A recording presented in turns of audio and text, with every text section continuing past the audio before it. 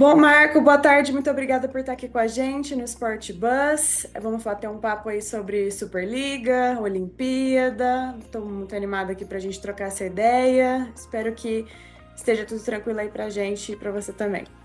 Tudo bem, Lígia? Prazer é sempre meu falar de voleibol, falar da nossa paixão, a modalidade que, apesar desse último momento, né, especialmente no masculino, nos Jogos Olímpicos, o resultado não tenha sido aquele que a gente está acostumado, mas de qualquer maneira é uma paixão que a cada ano cresce mais e proporcionalmente as expectativas também.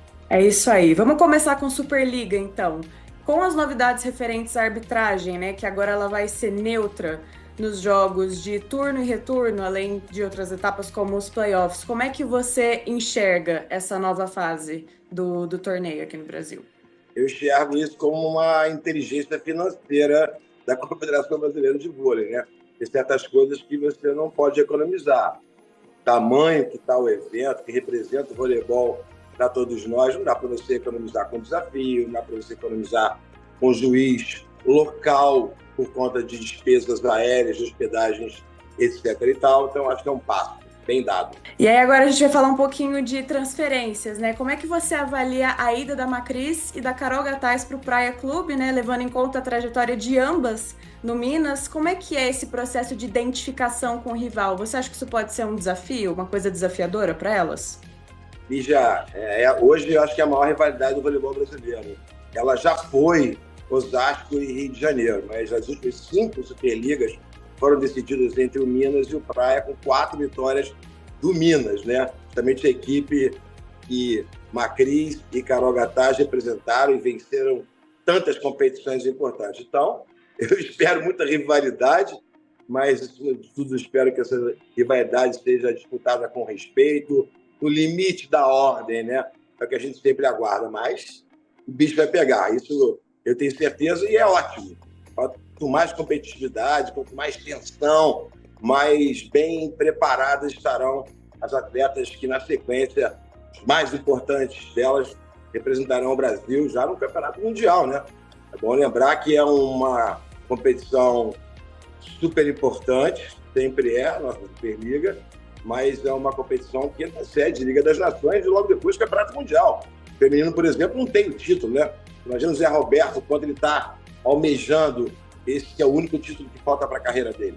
Eu queria muito aproveitar que você falou da questão da rivalidade, possivelmente a maior hoje do país, se é possível a gente esperar uma cobrança, então, delas, assim, uma provocaçãozinha mais intensa das torcidas. Como é que é esse clima hoje nessa região do vôlei brasileiro? Olha, eu acho que como tudo que cresce muito, tem algum ônus, né?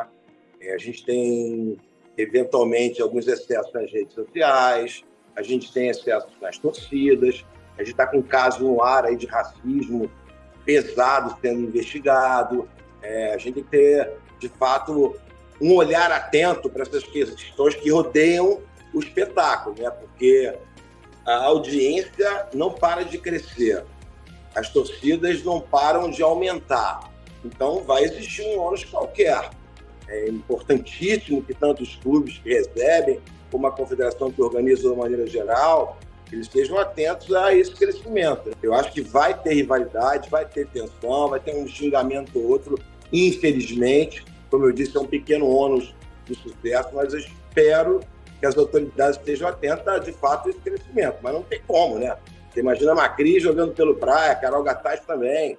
A Carol já declarou que, depois de tanto sucesso, tanta felicidade, ela não teve exatamente o reconhecimento que ele imaginava que mereceria ter na última temporada em específico. Então, todos os ingredientes aí de uma tensão no ar. E tudo que os times representam, né? São as equipes, não só aquelas que mais têm chegado nas finais, mas também as equipes que mais investem no voleibol.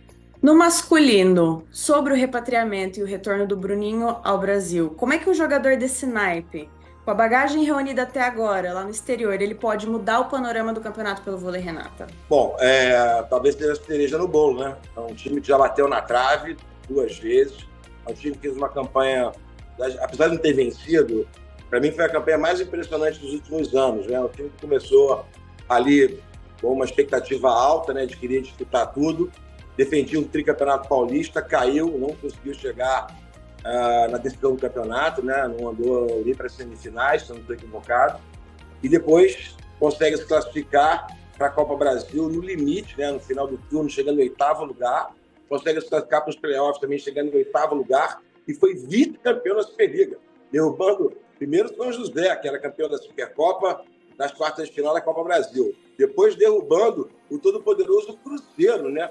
Nas quartas de final, uma coisa assim, bastante surpreendente pela circunstância do campeonato. Então, esse time tem uma estrutura fabulosa, acho que precisava, de fato, de uma estrela desse tamanho, e alguém identificado com a cidade. O Bruno é carioca, mas é criado lá.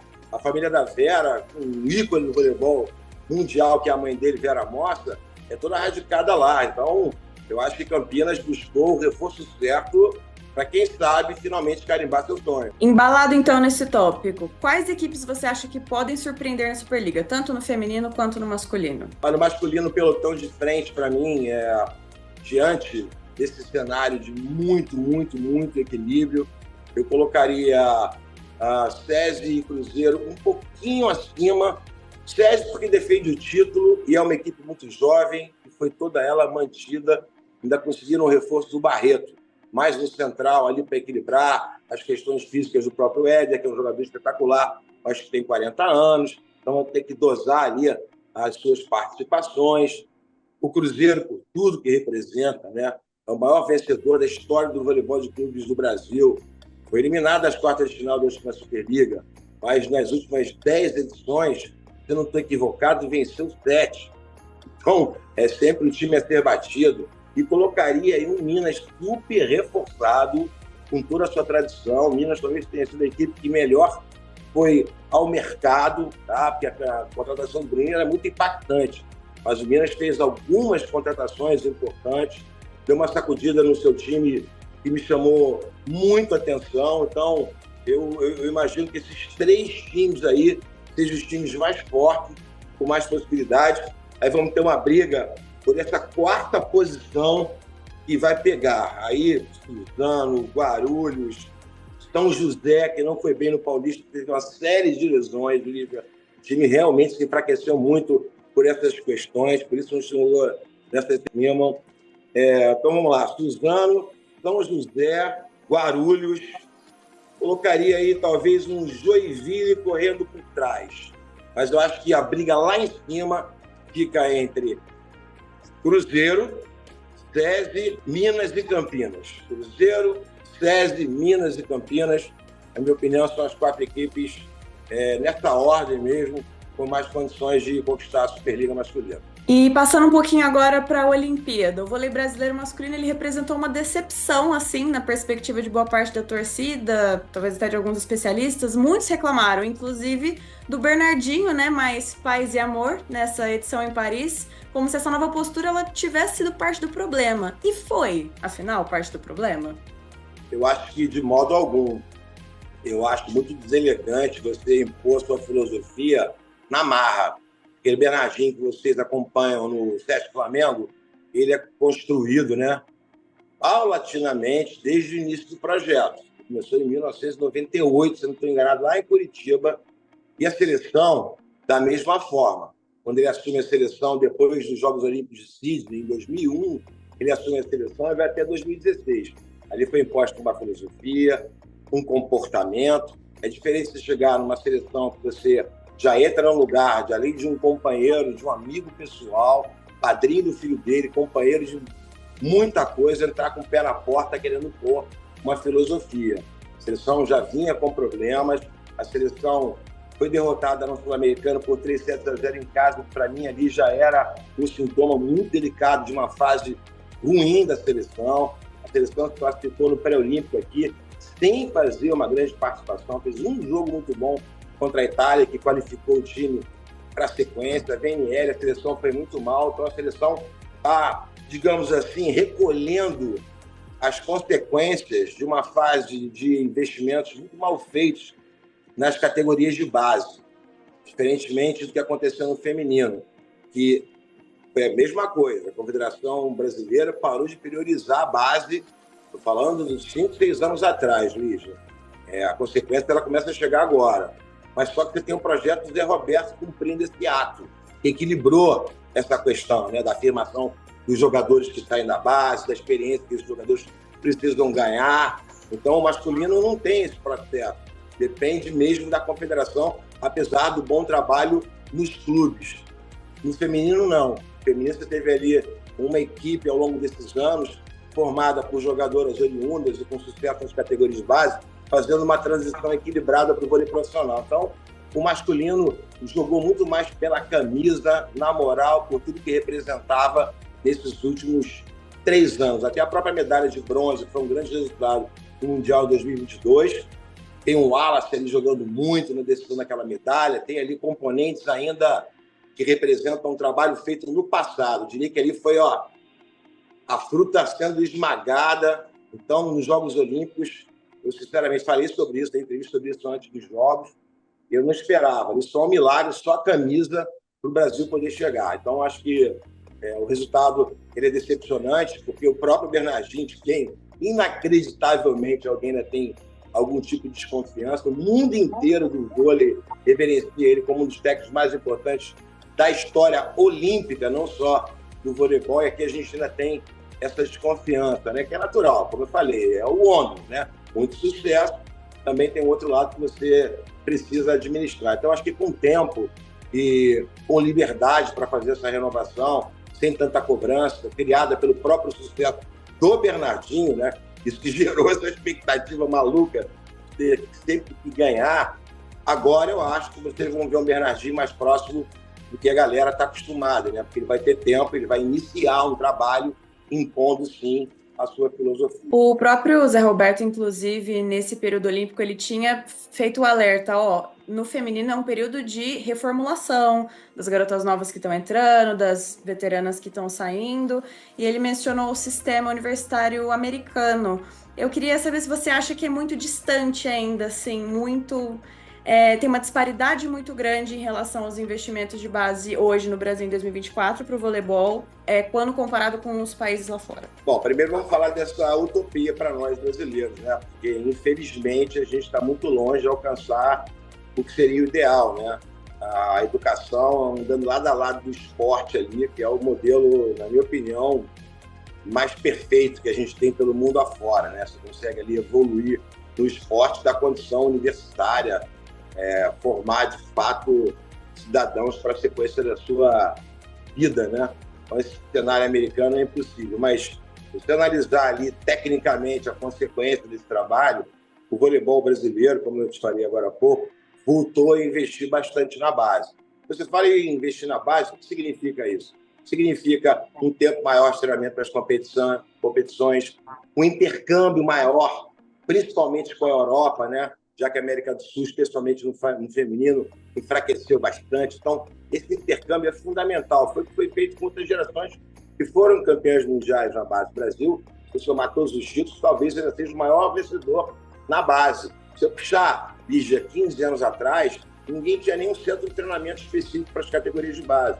O Brasil já andava com esse olhar. Então, o Brasil, que desenvolveu muito há 20 anos atrás, parou durante muito tempo no que tinha sido construído. Então, a gente está atrasado nesse sentido. Mas eu acho que existe uma equivalência, assim, no alcance do objetivo. São processos diferentes, mas quando bem feitos, em termos técnicos, né? Esquece, infelizmente, a questão educacional. Em termos técnicos, um trabalho de base bem feito aqui, você pode, inclusive, superar o que é feito nos Estados Unidos. Bom, e o próprio Bruninho, ele admitiu em um dado momento da competição que a equipe ela não era a favorita ao ouro, né? Talvez fosse algo impensável de se dizer na época de Rio 2016 ou uma fase em que a gente tinha a certeza que o vôlei era garantido, assim, né? Então, o que faltaria para a boa fase retornar para ambas as equipes? O quão distante nós estamos de retornar a esses tempos de glória hoje? Primeiro que aquele cenário foi um cenário muito particular, tá? A seleção feminina mesmo, que consegue ser bicampeã olímpica, nesse cenário teve muitos altos e baixos, né? Entre uma competição e outra. A própria conquista do segundo ouro olímpico foi ali no limite que a gente, por um set, na verdade, avançou para as quartas de final, né? E conseguiu aquele jogo história contra a Rússia e, consequentemente, aquele título maravilhoso, né? Era um cenário particular. A seleção masculina, sim, conseguiu durante uma década inteira, vencer todas as competições, né? Porque durante uma década o Brasil emplacou um tricampeonato mundial consecutivo e um bicampeonato olímpico também, né? Praticamente em sequência. Fez 4 finais olímpicas. Isso também gerou toda essa expectativa. Quer dizer, ali foi um trabalho maior. Você não vai encontrar mais no mundo esse cenário, Liz. Existe hoje essa questão de um olhar mais atento para a preparação na base, uma equivalência das principais potências. Todo mundo sabe mais ou menos do caminho. O investimento na base, né? O apoio, o acompanhamento aos seus principais astros internacionais, o fortalecimento da liga local. Países que têm esse controle, especialmente base, liga local e acompanhamento das grandes estrelas, normalmente estão ali disputando. Você está falando de 5, 6 países nos 2 naipes. Então, acho que o objetivo hoje é você, no melhor olhar possível, ir para uma competição como o Mundial ou como os Jogos Olímpicos com a convicção de uma medalha.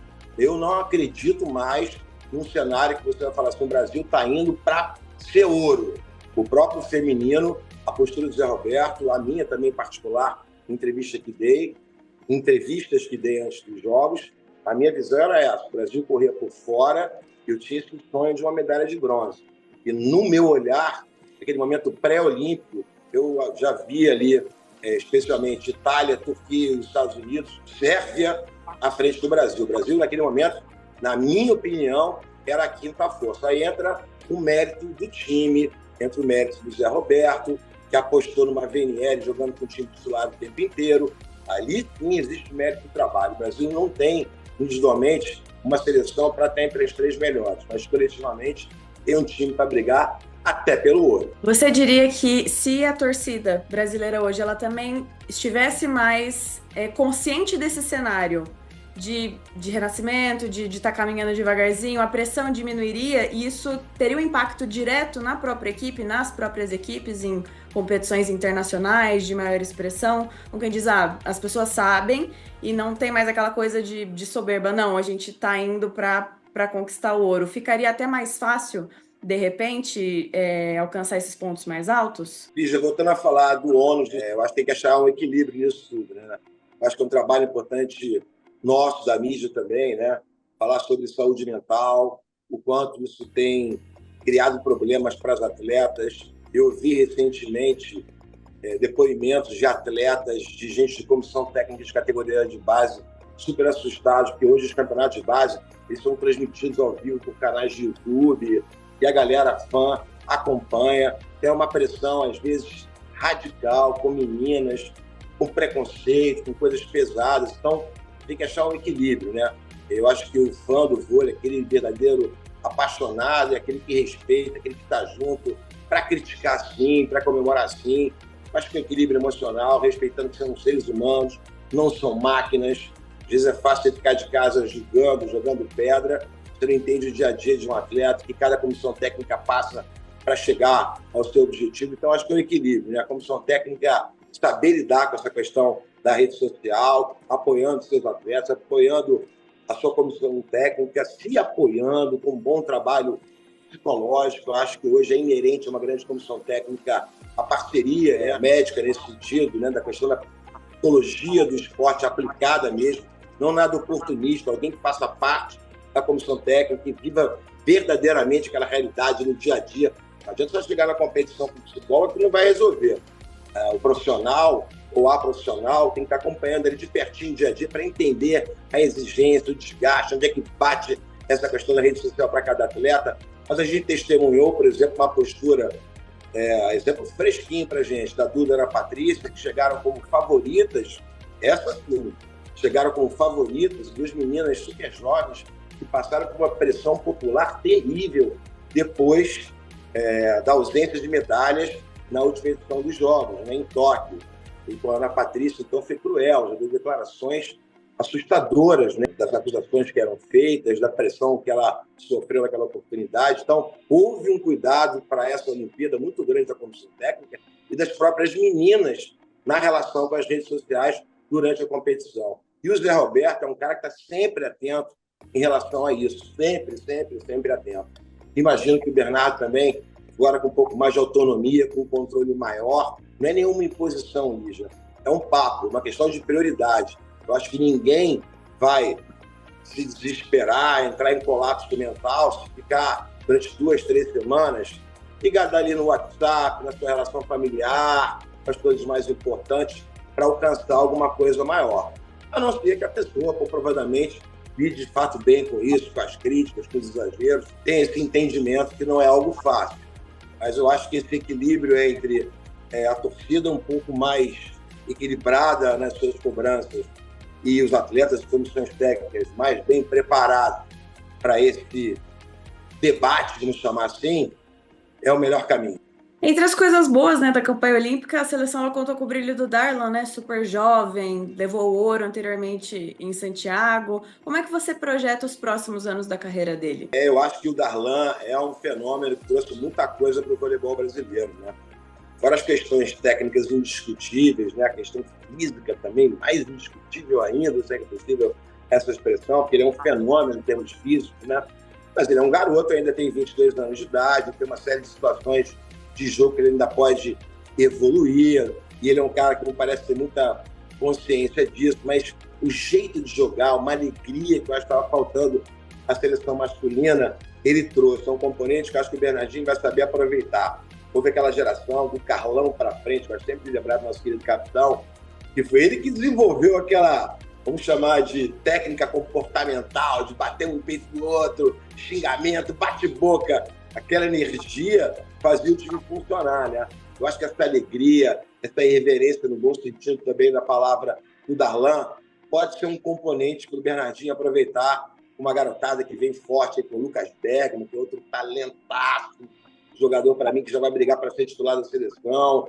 Eu sonho com a volta do Douglas, quem sabe o Douglas já tem muita idade para cooperar com a seleção brasileira. Você tem um levantador, anota o nome aí, o Hendrick, que joga em Joinville, que é um moleque talentosíssimo da nova geração que está pintando. O Cachopa está voando na Itália. Então eu vejo muita coisa boa ainda para a gente alimentar. E para não deixar de falar de outras posições importantes, você tem o Mike, que é preparado para ganhar mais espaço na seleção. Você tem como centrais jogadores como o Judson, como o Matheus Pinta, que é um fenômeno para mim, e por questões físicas não tem podido, não tem, de fato, ele não vem podendo, de fato, desfrutar das convocações que estão sendo feitas a ele. Tem o Thierry, que é outro garoto muito... Então, assim, tem material humano e, com o tempo, acho que o Bernardinho vai chegar. Com a aposentadoria do Leal, do Lucão, e é provável, né, despedida do Bruninho, não está confirmada ainda, mas está dando aqueles ares, quem que você acredita que pode assumir esse papel de liderança na seleção brasileira? Essa é uma boa pergunta, né? E é uma situação que o Bernardinho vai ter que buscar e vai ter que trabalhar na cabeça desse escolhido, né? Ou escolhido, pode muitas vezes pulverizar essa liderança ali na equipe, mas é importante, né? Eu senti nesse ciclo olímpico, quando o Bruninho não estava nos seus melhores dias, aquela falta de intensidade, de comando, aquele brilho nos olhos que o Bruninho sempre teve, né? Ele, Escada, Chupita, Giba, Carlão, né? São jogadores da Alberto, sempre foi um cara muito assim também, com esse espírito, né? Que a gente se acostumou com a seleção. Então, eu, nesse primeiro momento, sinceramente, não tenho um nome assim que eu consigo te dar que caracterize e represente, né, esse sentimento que aquela seleção foi tão marcante, Liz. Mas acho que o dia a dia vai dar o caminho correto para o Bernardo.